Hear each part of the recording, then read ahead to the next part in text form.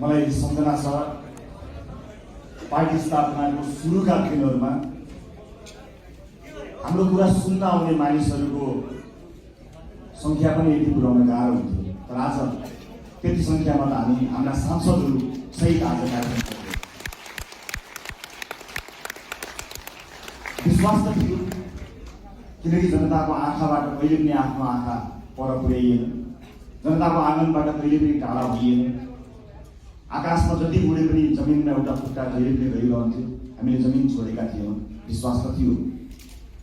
तर त्यो विश्वासलाई नेपाली जनताले यति धेरै जिम्मेवारीका साथ पठाउनुहुनेछ भन्ने कुरामा चाहिँ अलिकति काहीँ कतै केही न केही सोचिएको थियो। तर थाहा चाहिँ के थियो भने यो देश परिवर्तन चाहन्छ, मुलुकले परिवर्तन खोजेको छ र मुलुकले र जनताले परिवर्तन चाहेपछि दुनियाँको कुनै पनि शक्तिले त्यसलाई रोक्न सक्दैन। मात्र सही समूह, सही नेतृत्व मात्र